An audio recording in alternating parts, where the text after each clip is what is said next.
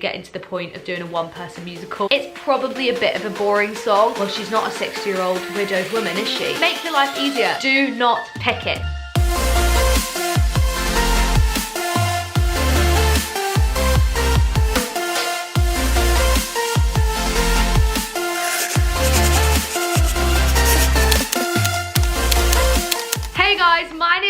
And welcome to my channel. If you are new here today, or if you haven't already, then please do consider smashing that subscribe button. It honestly helps me out so much, and I would love to have you back for more of my videos. And if you enjoy this video and find it helpful, then please do smash a big thumbs up to let me know. For today's video, I am going to be sharing with you my top 10 things to avoid when you're picking an audition song. Now, this could be for your drama school auditions, for your school show audition, for just a general life audition. So I just thought I would share these tips with you guys. These are things that I've kind of picked up over the years that help me out when I'm choosing an audition song. So without further ado, let's get into it. My first tip has to be to avoid picking a song that is vastly out of your playing age. Now, of course, if you're auditioning for a part that is vastly out of your playing age, then yeah, probably pick a song that suits the part you're auditioning for. But in general, if you're auditioning just for a general life audition, then try and pick something that is at least kind of within your playing age. So for example, I wouldn't pick a song that's meant to be sung by a 40-year-old married woman, because I'm clearly not a 40-year-old married woman. So it's just about picking something that is kind of realistic to your casting. Often panels can find it slightly jarring if you're talking about being a widowed 60-year-old and you're stood there literally as a 17-year-old. So just kind of keep that stuff in mind. Obviously, there's songs that you could actually take out of context, and if they work out of context as your own age, then amazing, go for it. But definitely consider playing age, because it just makes such a difference to the overall performance, and you don't want the panel to spend your entire audition thinking, well, she's not a 60-year-old widowed woman, is she? You want them to be focusing on you and your performance. Secondly is, don't pick a song that's too repetitive. Of course, most songs have repetition, but a lot of the time this can be cut in the form of cutting out a verse or cutting out an extra chorus, for example. So just be wary that you don't have a song that literally repeats the same phrase 100 times. A song, for example, that's super duper repetitive is Times Are Hard for Dreamers from Amelie. Now, this is a good song, however, it just needs to be cut because it's too repetitive and too long. So really bear this in mind. Also, if you do end up picking a song that has a lot of repetition, just make sure to mix up the repeats. Obviously, they're all there for a reason, or they should be in a well-written song. So find why the character feels the need to repeat these lines or these lyrics or this tune, for example. Make sure that you have a reason behind all of the repetitions. Don't just let it be repeating for the sake of repeating. Number 3 is, do not pick a song with poor lyrics. Lyrics are something so